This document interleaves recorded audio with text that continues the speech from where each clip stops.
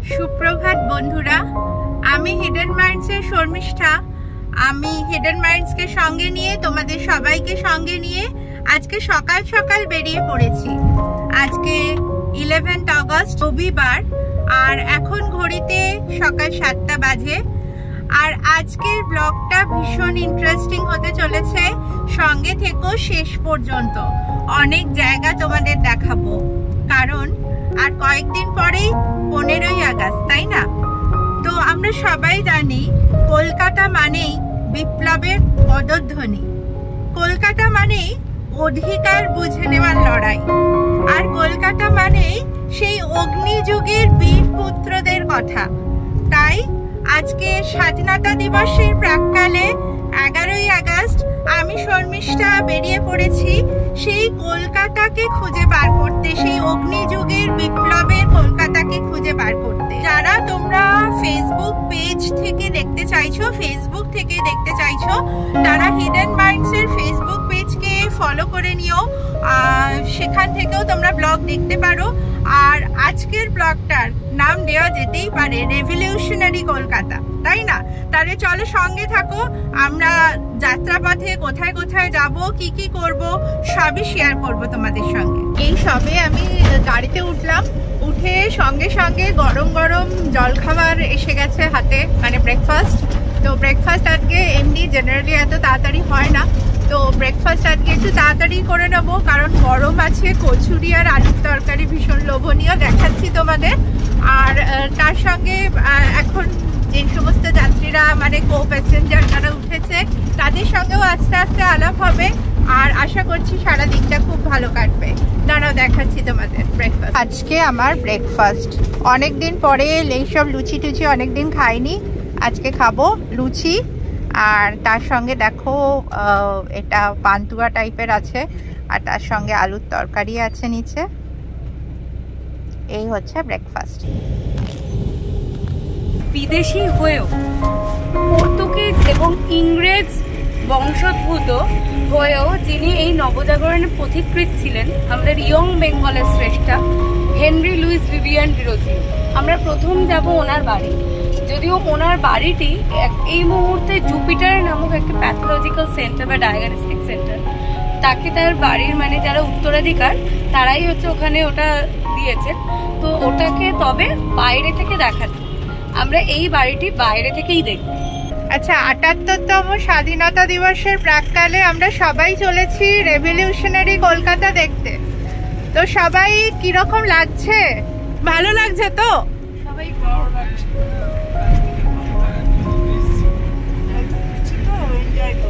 Enjoy করছেন তো? আমরা আজকে সারাদিন সবাই ভীষণ এনজয় করব। আর সঙ্গে মনমাঝির সঙ্গে আমরা চলেছি। থ্যাংক ইউ মনমাঝি এই ট্রিপটার জন্য। আমরা এখন ফুলবাগান ক্রস করে যাচ্ছি।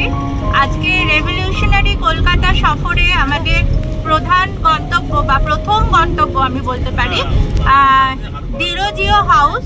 আমরা এখন ডিরোজিও হাউসে এসে পৌঁছেছি। তিনি অবশ্যই ইউরোপিয়ান ছিলেন, কিন্তু আমাদের স্বাধীনতা সংগ্রামের ইতিহাসে তাকে কিন্তু স্মরণ করতেই হয়। এখন এই ডিরোজিও হাউসের ভেতরে ঢুকতে দেওয়া হয় না, কারণ এখানে দেখতেই পাচ্ছ একটা ফার্মাসি আছে।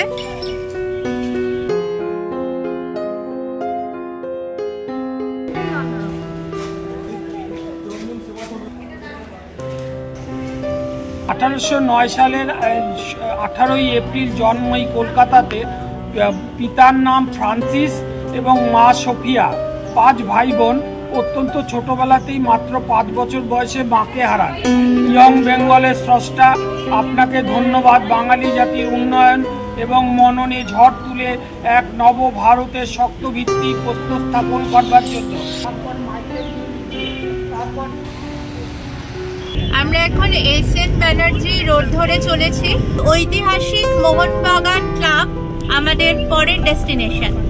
কলকাতার স্বাধীনতা সংগ্রামের ইতিহাসে এর অবদান অবশ্যই উল্লেখযোগ্য, কারণ 1911 সালে যে আইএফএ শিল্ড, সেই আইএফএ শিল্ডে ইউরোপিয়ানদের খেলার মাঠে হারিয়ে আর আমাদের এই মোহনবাগান জয়ী হয়েছিল, এবং সেই জন্য ইউনিয়ন জ্যাকের যে বিজয় স্তম্ভ সেটা স্থাপন করা হয় এবং 29শে জুলাই মোহনবাগান ডে বা মোহনবাগান ক্লাবের একটা বিজয় দিবস হিসেবে পালন করা হয়।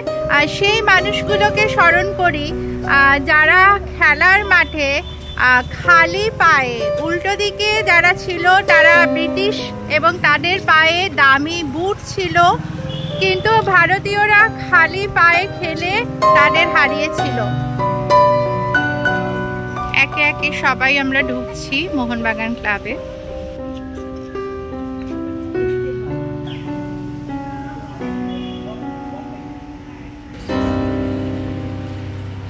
এই সেই ঐতিহাসিক অমর একাদশ, 1911 সালে আইএফএ শিল্ড বিজয়ী মোহনবাগান দল। শৈলেন বোস গোলকিপার হিসাবে ছিলেন হীরালাল মুখার্জি এবং সেই ঐতিহাসিক খেলার মাঠেও যে স্বাধীনতার স্বাদ পাওয়া যায় সেটা কিন্তু মোহনবাগান ক্লাব আমাদের জানিয়ে দিয়েছিল যে শুধুমাত্র যুদ্ধক্ষেত্রে নয়, খেলার মাঠও কিন্তু আমাদের স্বাধীন হওয়ার একটা অন্যতম হাতিয়ার।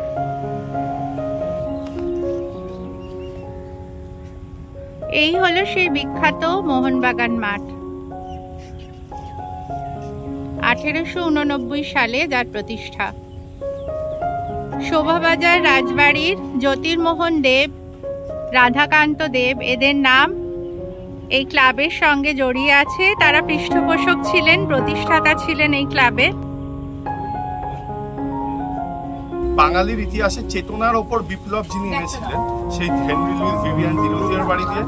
এইবারে আমি একটু পেছনে চলে যাচ্ছি, যে ফুটবল মাঠে শুধু বন্দুকের লড়াই বা পতাকার লড়াই হয়নি বা শাসনতান্ত্রিক কূটনৈতিক লড়াইও হয়নি, বন্দুকের লড়াইয়ে রীতিমতো একদম ধরাশায়ী করেছিল ইস্ট ইয়র্কশায়ারকে। যেই ক্লাবটা, বাঙালি ক্লাবটা 11 জন বাঙালি মিলে খেলেছিল, সেই ক্লাবটা হচ্ছে মোহনবাগান।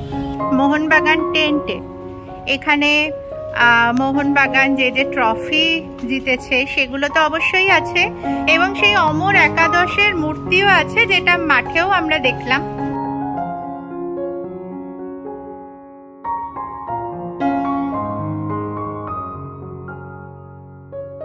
তো ইস্ট ইয়র্কশায়ার দলকে পরাজিত করে যেই মোহনবাগান যে আইএফএ শিল্ডটা দিয়েছিল, এখানে সেই শিল্ডটার ছবি দেওয়া রয়েছে, প্রত্যেকটি খেলোয়াড়ের নাম দেওয়া রয়েছে। এছাড়াও এখানে আমাদের রয়েছে কি ক্লাব টেন্টে যে সকল মোহনবাগান আজ অব্দি যে সকল ট্রফিগুলো পেয়েছিল, এই যে আই লিগের চ্যাম্পিয়ন ট্রফি আপনারা দেখতে পাচ্ছেন, অরিজিনাল আর এটা হচ্ছে আই লিগ ট্রফি। ওখানে ফেডারেশন কাপ রয়েছে এবং এই যে এই তরোয়ালটা হচ্ছে একটা আলাদা মাহাত্ম্য, যে টানা 3 বার জুড়াই যেটা রয়েছে তখন হচ্ছে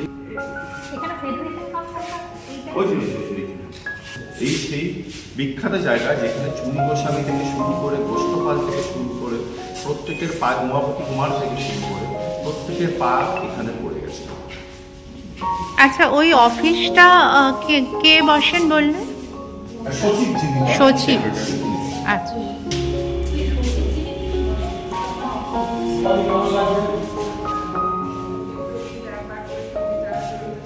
সৌরভ গাঙ্গুলি হচ্ছে প্রথম ক্রিকেটার যিনি মোহনবাগান রত্ন হয়েছে।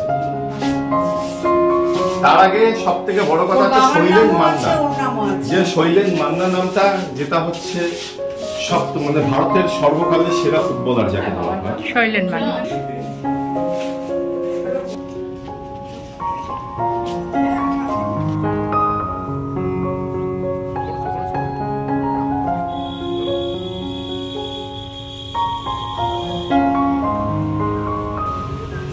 শেক্সপিয়ার সরণিতে অরবিন্দ ভবন।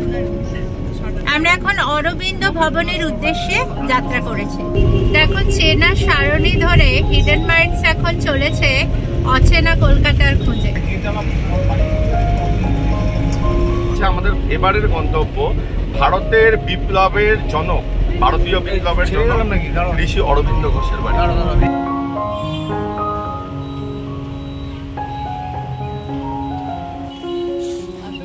আমাদের আজকের বিপ্লবী কলকাতার বিপ্লবের যেটি সশস্ত্র বিপ্লবের কথা আমরা বলছি, সেই বিপ্লবের আমরা যাত্রা আজকে এবার থেকে শুরুটা করছি। এর আগে আমরা চেতনার বিপ্লব, খেলার বিপ্লব, কিন্তু অরিজিনালি বিপ্লব বলতে যে সশস্ত্র বিপ্লব বলছি, ওনার জন্মভূমিটা পা রেখে আমরা সেই বিপ্লবের যাত্রা আমরা এখন শুরু করছি। ঋষি অরবিন্দ ঘোষের বাড়িতে এসে উপস্থিত হয়েছি, আর যিনি বিপ্লবের পথ প্রদর্শক বলা যায়, বিপ্লবের যে কলকাতা, যে স্বাধীনতার ইতিহাস, তার জনক বলা যায় উনাকে। এবং এই ঋষি অরবিন্দ ঘোষ একাধারে ছিলেন যোগী পুরুষ, একদিকে ছিলেন জাতীয়তাবাদী, একদিকে ছিলেন কবি, এবং উনি যে বন্দে মাতরম যে পত্রিকা, তার সম্পাদক হিসাবে কাজ করেছেন। এবং 1910 সাল পর্যন্ত উনি কিন্তু সক্রিয় জাতীয়তাবাদ যে আন্দোলন, তার পৃষ্ঠপোষক ছিলেন, তার সেই জায়গায় উনি নেতৃত্ব দিয়েছিলেন।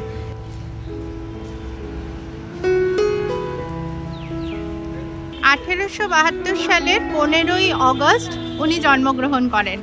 আর কি অদ্ভুত কাণ্ড দেখো, 15ই অগস্টই আমাদের স্বাধীনতা দিবস।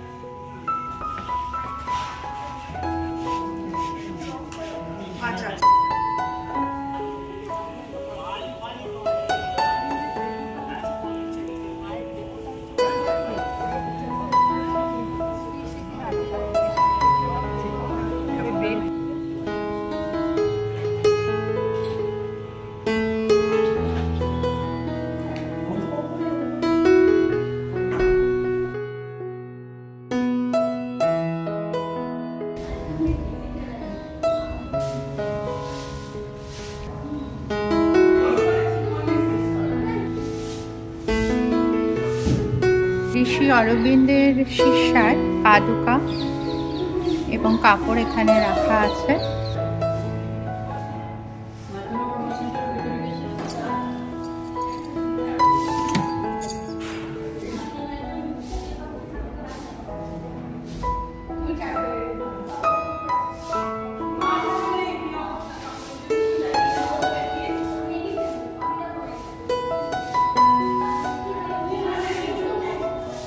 দেখো এই জায়গাটা ভীষণ সুন্দর, সেই পুরনো অলিন্দ, পুরনো জানলা, আর এরকমই একটা জায়গায় ঋষি অরবিন্দ জন্মগ্রহণ করেছিলেন।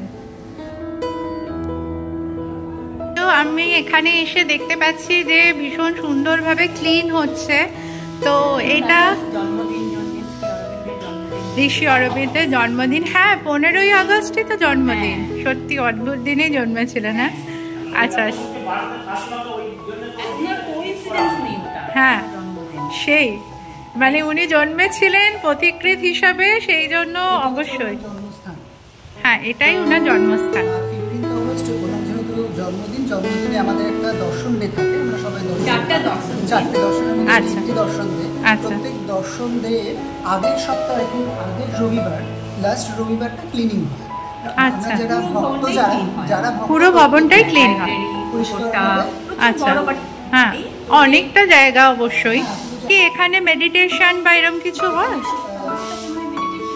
আচ্ছা, তো এখানে মেম্বার হতে গেলে আপনাদের কি কোনো প্রসিডিওর আছে? মেম্বার হতে খালি আপনাদের লাইব্রেরি মেম্বার,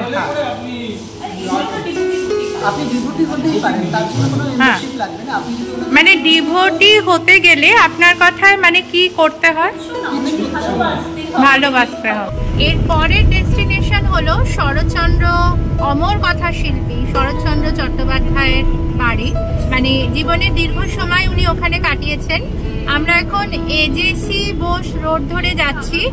এই বাড়িটি গড়িয়াহাটে অবস্থিত, আর আমরা গড়িয়াহাটে গিয়ে তারপর আবার তোমাদের সঙ্গে কথা বলছি।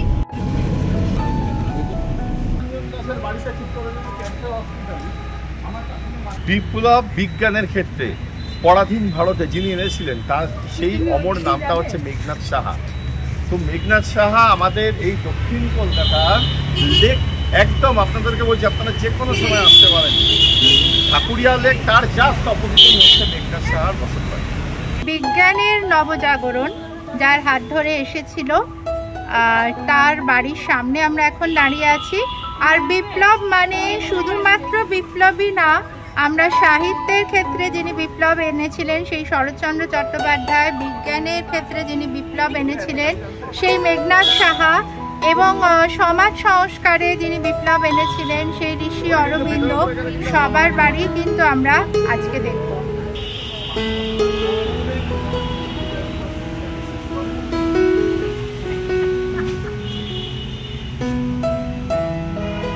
এখন আমরা শরৎচন্দ্র চট্টোপাধ্যায়ের বাসভবনে, বলা ভালো অমর কথাশিল্পী শরৎচন্দ্র চট্টোপাধ্যায়, যিনি জাতীয়তাবাদের ক্ষেত্রেও সক্রিয় ভূমিকা গ্রহণ করেছিলেন। এর আগে আমাদের ব্লগে তোমরা দেউলটি শান্তাবাড়ে উনার বাড়ি আমরা দেখিয়েছি, যেখানে জীবনের শেষ সময়টুকু উনি কাটিয়েছিলেন।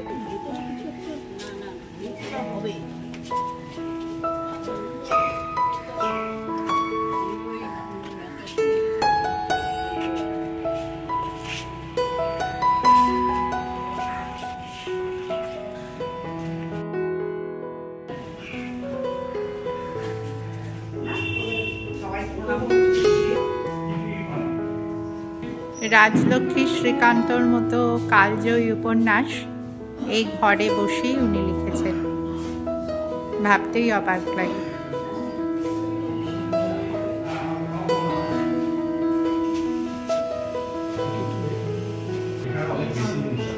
ব্রিটিশ ইন্ডিয়ান পাসপোর্ট, ব্যাংকের পাসবই উনার। আর দেখো এই যে বন্দুকটা, এটা দিয়ে উনি পাখি শিকার করতেন।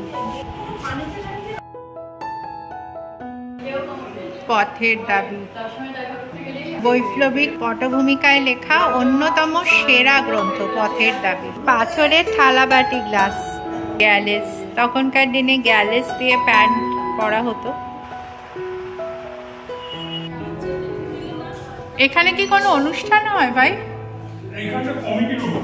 Committee room. শ্যামাপ্রসাদ মুখোপাধ্যায়ের বাড়িতে আমরা যাব, যার পিতার নাম বাংলার বাঘ আশুতোষ মুখোপাধ্যায়। এই পুরো এইটাই হচ্ছে চিত্তরঞ্জন, দেশবন্ধু চিত্তরঞ্জন দাসের এক সময়ের বাড়ি ছিল, বিশাল বড় বাড়ি। উনি হচ্ছে সম্পূর্ণভাবে দান করে দিয়ে গেছেন এটা, এবং পুরোটাই হসপিটাল করে দেওয়া হয়েছে। গভর্নমেন্ট ওনার একখানা ঘরকে প্রথমে রেখে দিয়েছিল ওনার অফিস হিসাবে, সেটাকে মানে সাজিয়ে রেখে দিয়েছিল, কিন্তু ওনার পরবর্তী লোকেরা বলেছে যে ওনার ইচ্ছা পুরোটাকেই যেহেতু হসপিটাল করে দেওয়ার, আপনার ওটাকেও রাখার দরকার।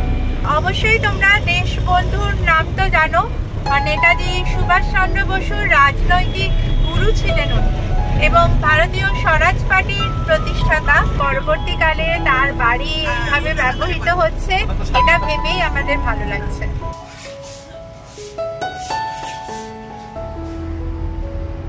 আমরা এখন এসে উপস্থিত হয়েছি বাংলার বাঘ আশুতোষ মুখোপাধ্যায়ের বাড়িতে, এবং আশুতোষ মুখোপাধ্যায় কলকাতা হাইকোর্টের প্রধান বিচারপতি ছিলেন।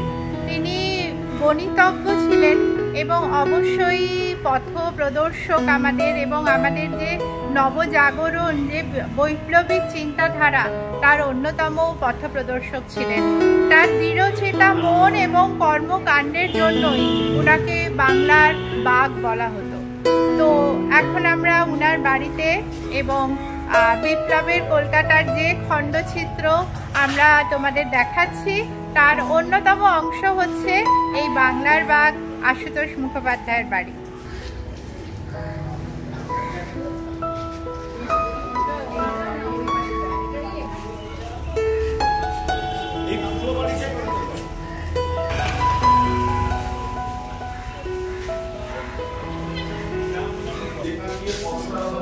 বললে হবে না। এই হলো সেই সিঁড়ি, যে সিঁড়ি দিয়ে পথচারণা করতো পশ্চিমবঙ্গের বাস হলো না এবং বাংলার।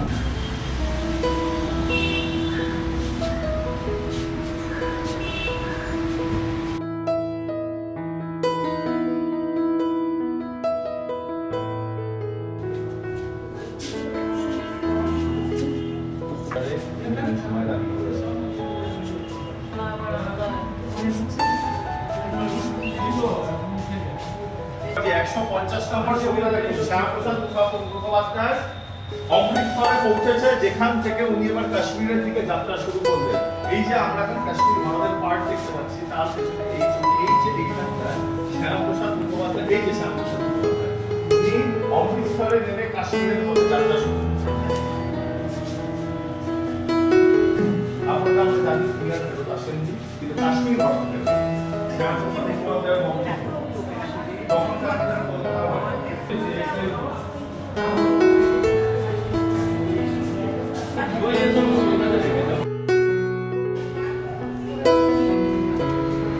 এশিয়ার কথা উঠলেই বিপ্লবের সন্তান যাকে বলা হয় সেই সুভাষচন্দ্র বোস, নেতাজি যাকে আমরা বলি, তো নেতাজির বাড়িতে আমরা এবার যাব। রেভলিউশনারি কলকাতার যে সারথি, তার নাম, ভাই তোমার নাম কি? আবার এই গাড়ির মালিকও, আবার এই গাড়ির মালিকও। ওর দুটো এরকম ট্রাভেলার আছে, ও ভাড়াও দেয়। তো ওর ফোন নাম্বারটা আমি ডেসক্রিপশন বক্সে দিয়ে দেবো, আর এছাড়াও ও ফোন নাম্বারটা একটু বলে দাও। Phone number 8910572065। আচ্ছা, তাহলে ওর ফোন নাম্বারটা শুনলে তোমাদেরও যদি দরকার হয়, যদি ঘুরতে যাও, তাহলে ওর সঙ্গে কন্ট্যাক্ট করতে পারো। দেখো আমরা চলে এসেছি নেতাজি ভবনে।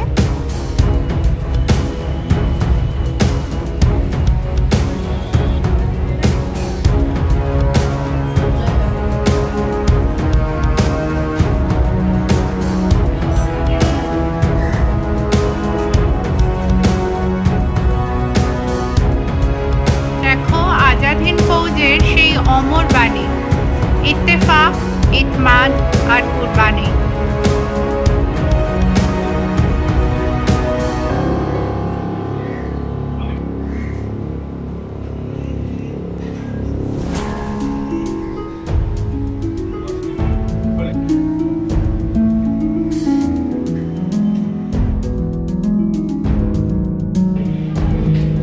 মিউজিয়াম তো দেখানোর ওখানে অবভিয়াসলি পারমিশন নেই, তো ওখানে নেতাজি সুভাষচন্দ্র বসুর ব্যবহৃত সমস্ত জিনিসপত্র আছে, ওনার রুম আছে এবং কাঁচের প্রোটেকশন দেওয়া আছে সেই জায়গাতে।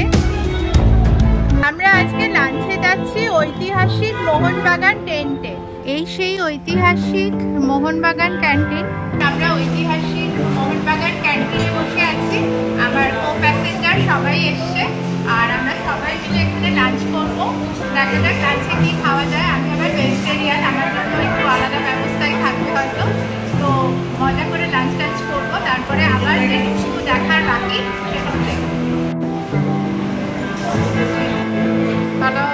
এই হলো আজকের লাঞ্চ, ফ্রাইড রাইস, পনির আর ভেজ চপ। লাঞ্চ শেষ, এখন একটা থামস আপ কিনলাম। বিমান ভট্টাচার্যের বক্তব্য শুনছেন আপনি, বহু বছর ধরে এখানে আছেন এবং বহু মানুষকে উনি দেখেছেন। এখানে এসছি মোহনবাগানকে ভালোবাসি বলে। অবশ্যই, হ্যাঁ, আমি বাইক থেকে বেরোতে যাই না, অনেক দিন ধরে আমি আসছি, কিন্তু পদ্মশ্রী কিছু পেলুম না, তাই কিচ্ছু ছিল না। ক্রিকেটে জয়সীমা, মঞ্জরেখার, পতাউদি, চাঁদু পর্দে, দুরানি, চন্দ্রশেখর, এদের খেলা দেখেছি, সৌরভ গাঙ্গুলি, তারপর হচ্ছে সুভাষ ভৌমিক, মারাদোনা।